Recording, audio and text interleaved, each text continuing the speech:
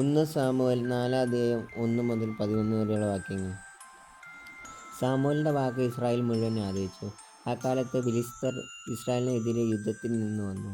ഇസ്രായേലും അവരെ നേരിടാൻ സന്നദ്ധമായി. ഇസ്രായേൽ എബ്രേനെസറിലും ഫിലിസ്ത്യർ അഫെക്കയിലും പാളയമടിച്ചു. ഫിലിസ്ത്യർ ഇസ്രായേലിനെതിരെ അണിനിരന്നു.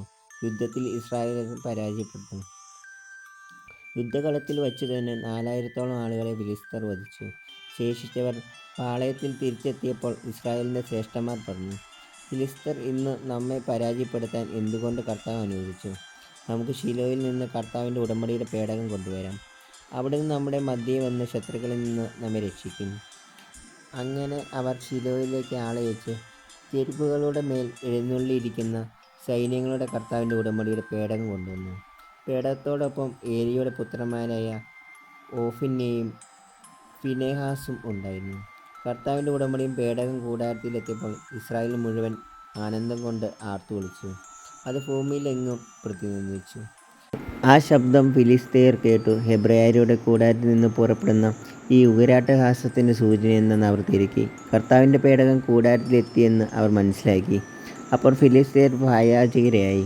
അവർ പറഞ്ഞു, പാളയത്തിൽ ദേവന്മാർ എത്തിയിട്ടുണ്ട്, നമ്മൾ നശിച്ചു. മുൻപൊരിക്കലും ഇതുപോലെ സംഭവിച്ചിട്ടില്ല. അവൻ ദേവന്മാരുടെ ശക്തിയിൽ നിന്ന് അവർ നമ്മെ രക്ഷിക്കും.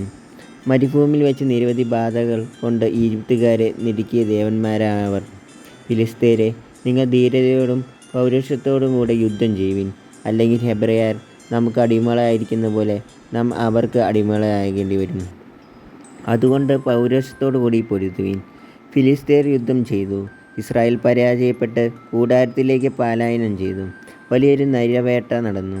30,000 പടയാളികൾ നിലം പതിച്ചു. ദൈവത്തിൻ്റെ പേടകം ശത്രുക്കൾ കൈവശപ്പെടുത്തി. ഏലിയുടെ പുത്രന്മാരായ ഓഫ്നിയും ഫിനെഹാസും വധിക്കപ്പെട്ടു. നമ്മുടെ കർത്താവായ യേശു മിശിഹായ്ക്ക് സ്തുതി. വിശുദ്ധ മർക്കോസ് എഴുതിയ സുവിശേഷം 1-ാം അധ്യായം 40-45 വാക്യങ്ങൾ. ഒരു കുഷ്ഠരോഗി അവൻ്റെ അടുത്തെത്തി മുട്ടുകുത്തി അപേക്ഷിച്ചു, അങ്ങയ്ക്ക് മനസ്സുണ്ടെങ്കിൽ എന്നെ ശുദ്ധനാക്കാൻ കഴിയും. അവൻ കരുണ തോന്നി കൈ നീട്ടി അവനെ സ്പർശിച്ചുകൊണ്ട് പറഞ്ഞു, എനിക്ക് മനസ്സുണ്ട്, നിന്നെ ശുദ്ധി ഉണ്ടാകട്ടെ. തൽക്ഷണം കുഷ്ഠം മാറി അവന് ശുദ്ധി വന്നു. യേശു അവനെ കർശനമായി താക്കീത് ചെയ്തു പറഞ്ഞയച്ചു. നീ ഇതേപ്പറ്റി ആരോടും ഒന്നും സംസാരിക്കരുത്. എന്നാൽ പോയി പുരോഹിതന് നിന്നെ തന്നെ കാണിച്ചു കൊടുക്കുക. മോശയുടെ കൽപ്പന അനുസരിച്ച് ജനങ്ങൾക്ക് സാക്ഷ്യത്തിനായി ശുദ്ധീകരണ കാഴ്ചകൾ സമർപ്പിക്കുകയും ചെയ്യുക. എന്നാൽ അവൻ പുറത്തു ചെന്ന് വളരെ കാര്യങ്ങൾ പ്രഘോഷിക്കാനും ഇത് പ്രസിദ്ധമാക്കാനും തുടങ്ങി. തന്മൂലം പിന്നീട് പട്ടണത്തിൽ പരസ്യമായി പ്രവേശിക്കാൻ യേശുവിന് സാധിച്ചില്ല. അവൻ പുറത്ത് വിജന പ്രദേശങ്ങളിൽ തങ്ങി. ജനങ്ങളാകട്ടെ എല്ലായിടങ്ങളിൽ നിന്നും അവൻ്റെ അടുത്ത് വന്നുകൊണ്ടിരുന്നു. നമ്മുടെ കർത്താവായ യേശു മിശിഹായ്ക്ക് സ്തുതി.